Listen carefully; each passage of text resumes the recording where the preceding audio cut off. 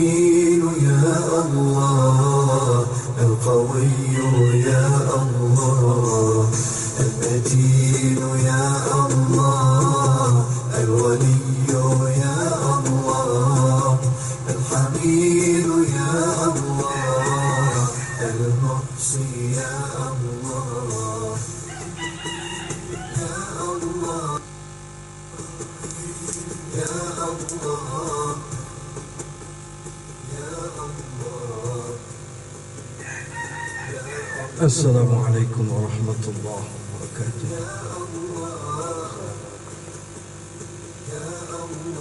بسم الله الرحمن الرحيم. إن الحمد لله نحمده ونستعينه ونستغفره ونؤمن به ونتوكل عليه ونعوذ بالله من شرور أنفسنا من سيئات أعمالنا. من يهده الله فلا مضل له ومن يضلله فلا هادي له. أشهد أن لا إله إلا الله وحده لا شريك له، أحدا صمدا لم يلد ولم يولد ولم يكن له كفوا أحد. وأشهد أن محمدا عبده ورسوله لا نبي بعده. قال الله تعالى: أعوذ بالله السميع العليم من الشيطان الرجيم. بسم الله الرحمن الرحيم. إن الذين قالوا ربنا الله ثم استقاموا تتنزل عليهم الملائكة ألا تخافوا ولا تحزنوا وأبشروا بالجنة التي كنتم توعدون. نحن أولياؤكم في الحياة الدنيا وفي الآخرة ولكم فيها ما تشتهي أنفسكم ولكم فيها ما تدعون نزلا من غفور رحيم. صدق الله العظيم. على النبي صلى الله عليه وسلم: خير الناس أنفعهم للناس، أو كما قال النبي صلى الله عليه وسلم.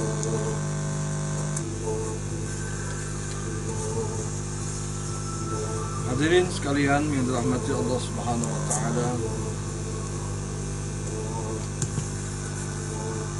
Syukur kita kepada Allah Subhanahu wa taala yang telah memberikan taufik dan hidayah kepada kita sehingga kita dapat berkumpul dan berhadir di majelis yang mulia, yang kita berharap majelis ini majelis yang diridhai oleh Allah Subhanahu wa taala.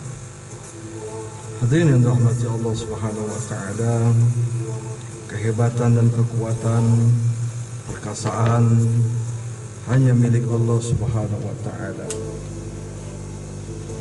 Manusia sehebat apapun, sekuat apapun, tetap dikatakan oleh Allah Subhanahu wa taala adalah makhluk yang paling lemah. Kehebatan hanya milik Allah Subhanahu wa taala. Kalaupun ada manusia-manusia yang diberikan anugerah oleh Allah Subhanahu wa taala kekuatan, itu bagian daripada ridhonya Allah Subhanahu wa taala.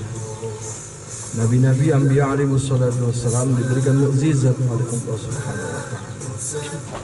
Tetapi walaupun nabi-nabi ini diberikan mukjizat oleh Allah, nabi-nabi ini tidak pernah yakin dengan yang dipegang oleh nabi-nabi itu sendiri. Misalnya Nabi Musa alaihissalam. Nabi Musa alaihissalam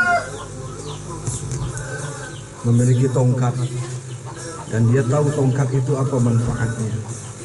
Tetapi bila berhadapan dengan Fir'aun la'natullah alaihi, berhadapan dengan ribuan ahli sihir Fir'aun, maka Nabi Musa alaihissalam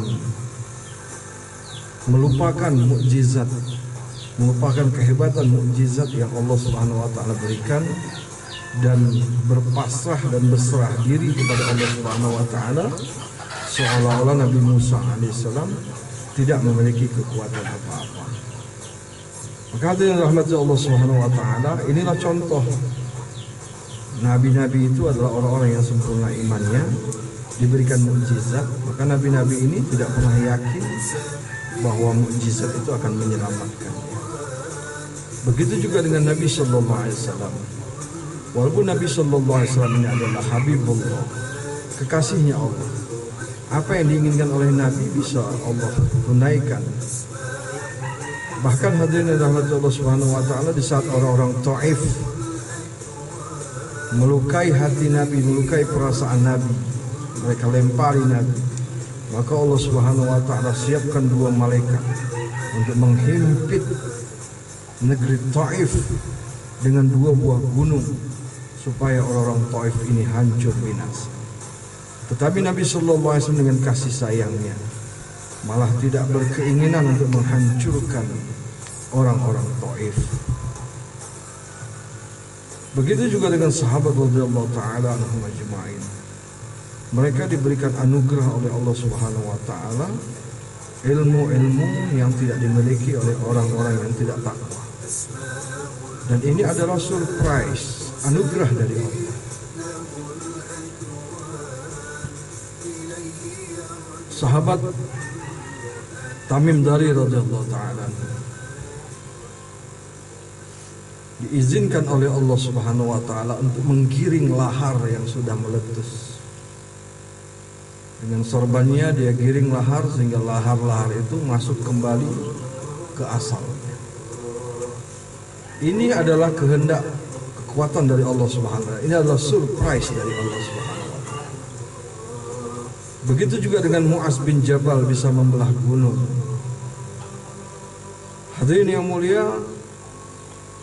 sahabat Nabi Sallallahu Alaihi Wasallam Uqbah bin Amir dengan kudanya berjalan-jalan di lautan Amerika. Ini adalah surprise, anugerah dari Allah Subhanahu wa taala.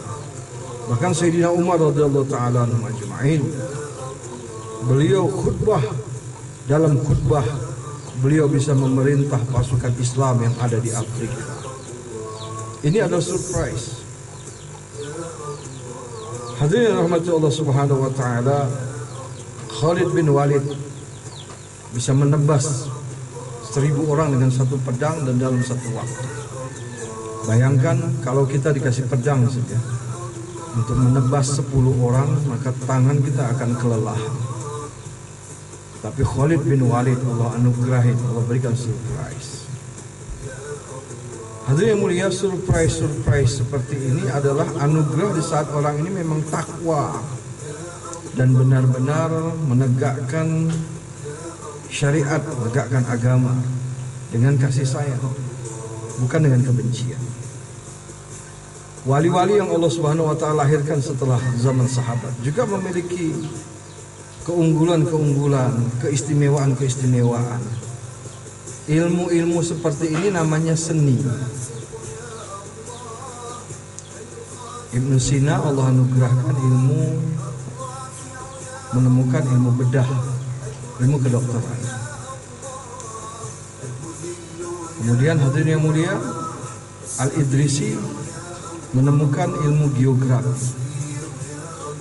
Geografi yang pertama sekali ditemukan oleh Al-Idrisi. Al-Khawarizmi menemukan ilmu aljabar, algoritma, matematika.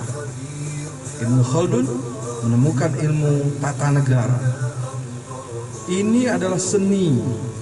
Mereka menemukan seni-seni ini adalah anugerah dari Allah Subhanahu wa taala karena ketakwaan mereka. Al-Khawarizmi menemukan pertama sekali ilmu nol. Al-Khawarizmi yang menemukan. Apakah seni-seni seperti ini adalah bid'ah? Bukan, hadirin yang mulia. Ini adalah anugerah dari Allah yang tidak semua orang akan diberikan kepahaman ilmu seperti ini.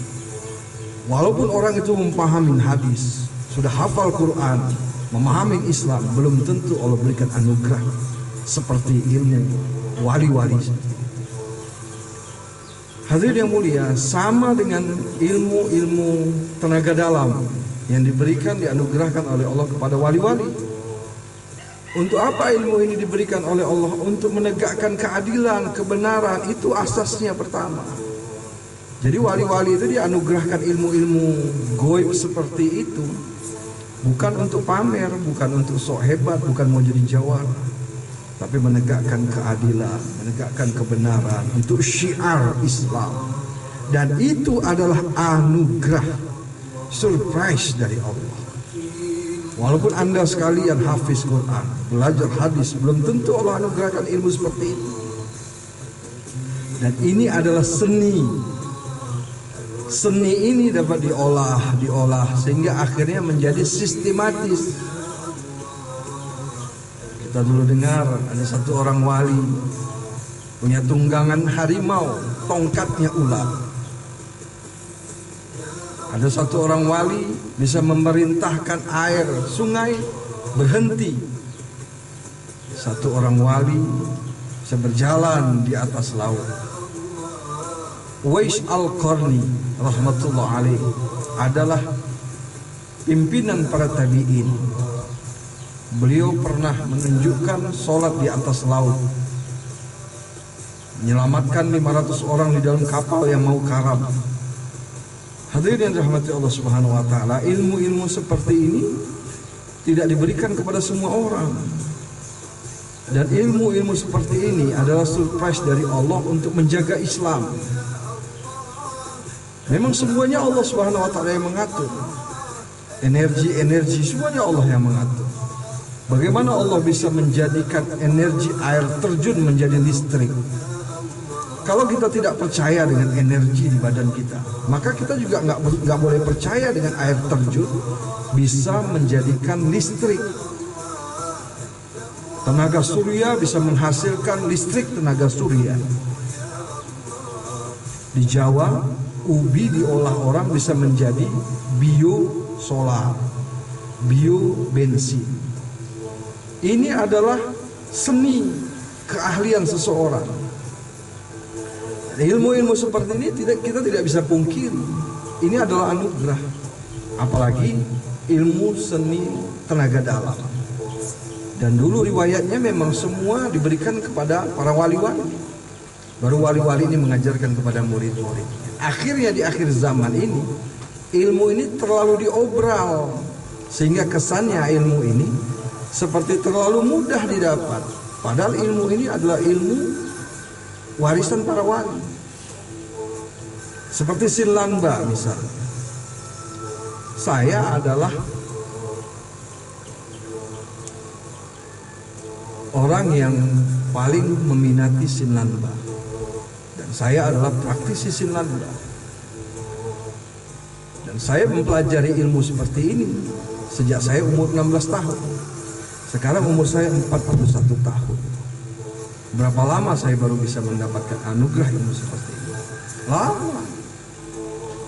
Ilmu ini bukan ilmu yang instan, tapi ilmu yang penuh dengan mujahadah, penuh dengan ritual, rajin puasa, rajin zikir, bangun malam, sedekah, berbuat baik, berkhidmat. Lihat sejarah dari Sinlan. Kitoha bin Sieng yang pertama sekali membawa Sinlanba ini ke Batavia.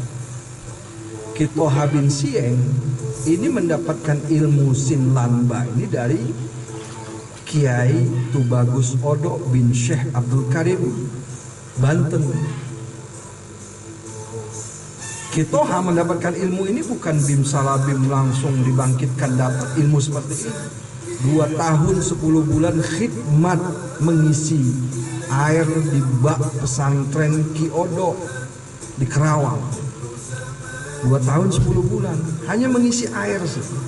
Setelah itu baru diajarkan satu kitab. Nama kitab itu Ilmu Menyelamatkan Diri di Saat Kita Dizolimi. Ini dasar ilmu Sinlanba. Ilmu menyelamatkan diri di saat kita dizolimi. Bukan ilmu ini untuk petantang-petenteng, gagah-gagahan, mau jadi jawara, mau jadi jeger, mau jadi preman. Bukan hadirin ilmu. Asas ilmu ini adalah dititipkan kepada kiai-kiai, kepada santri-santri. Kemudian Kitoha bin Sieng mengembangkan ilmu ini. Waktu itu belum Sinlanba namanya. Ilmu menyelamatkan diri di saat dizolimi. Kemudian Kitoha bin Sieng puasa selama 40 hari, barulah menemukan nama ilmu ini dengan sin lamba. Artinya saudara lahir batin. Kemudian menemukan 5 jurus, 5 langkah. Ini bukan diajari oleh Ki Odo, tapi Ki Toha mendapatkan ilham, surprise dari Allah Subhanahu wa taala dengan mempopulerkan 5 langkah, 5 jurus ini. Dari Ki Toha inilah berkembang terus namanya Sinlamba. Dulu hadirin yang mulia, untuk mendapatkan Sinlamba ini tidak semudah seperti sekarang. Apalagi sekarang Sinlamba sudah berdiri ya di bawah naungan IPSI. Maka ada jurus-jurus, tapi asalnya dari Ki Odo itu tidak ada jurus dan tidak ada nama. Dan ilmu ini adalah ilmu menyelamatkan diri di saat dizalimi, bukan untuk kesombongan. Dan ilmu tenaga dalam ini banyak istilah yang digunakan orang. Di zaman Mesir kuno dulu namanya krah. Kalau orang-orang Persia menamakannya dah. Kalau Hindu kuno atau India menyebutkan ilmu ini, ilmu tenaga dalam ini dengan istilah prana. Kalau di Cina, istilah ini disebut dengan Qi. Kalau di Jepang, istilah ini disebut dengan Qi. Kalau di dalam bahasa Sanskerta, inilah yang disebut dengan cakra. Di Indonesia, namanya tenaga dalam. Tenaga dalam ini adalah seni, banyak macamnya, banyak olahannya. Sepanjang umat ini tidak yakin dengan kemampuannya sendiri, takluk dan tunduk dengan kehebatan dan keperkasaan Allah, maka orang ini tidak akan sesat. Dan ilmu yang paling tinggi sebetulnya dalam seni bela diri adalah ilmu zero. Zero adalah menggunakan kekuatan yang tidak terhingga. Kalau kekuatan-kekuatan lain terbatas, tapi zero, kekuatan yang tidak terhingga. Syaratnya harus pasrah, berserah diri kepada Allah Subhanahu wa taala. Hadirin yang dirahmati Allah Subhanahu wa taala, tidak boleh pernah punya anggapan bahwa kita punya kekuatan, kemampuan. Pasrah, tidak punya apa-apa, tidak bisa apa-apa. Sinlamba yang diajarkan di sini di Pondok Pesantren Darus Syifa menggunakan nilai-nilai spiritual seperti dulu Ki Odo menyebarkan, mengajarkan kepada orang-orang soleh. Orang-orang tidak soleh tidak boleh ilmu ini diajarkan. Kalaupun mau diajarkan, orang tuh disuruh taubat kepada Allah Subhanahu. Hadirin dirahmati Allah Subhanahu wa taala, ada satu hadis qudsi riwayat Imam Bukhari. Allah Subhanahu wa taala berfirman, "Aku sediakan bagi hamba-hambaku yang soleh sesuatu yang tidak pernah dilihat oleh mata, didengar oleh telinga, dan tergores oleh hati." Hadirin rahmati Allah Subhanahu wa taala, inilah rahasia kekuatan yang Allah Subhanahu wa taala berikan kepada orang-orang yang soleh. Maka hadirin yang rahmati Allah Subhanahu wa taala, sekedar ini saja pertemuan kali ini. Nanti saya akan tunjukkan perbedaan-perbedaan kekuatan Sinlamba. Apakah harus menggunakan emosi? Kenapa harus menggunakan emosi? Apa itu emosi? Padahal emosi itu dilarang dalam Islam. Kenapa harus menggunakan emosi? Dan bagaimana kekuatan zero? Saya akan tunjukkan di lain pertemuan. Sekian, mudah-mudahan bermanfaat bagi diri saya dan hadirin sekalian dan umat seluruh alam, terutama yang memposting, yang melihat video ini. Mudah-mudahan bermanfaat. Lebih dan kurang saya mohon maaf, mohon ampun kepada Allah Subhanahu wa taala. Salam dari kami Pondok Pesantren Darus Syifa, Sungai Sengkol, Semencirim, Medan, Sumatera Utara. Assalamualaikum warahmatullahi wabarakatuh. Subhanallah bihamdihi, subhanakallah wa bihamdika, asyhadu an la ilaha illa anta, nastaghfiruka wa natubu ilaik.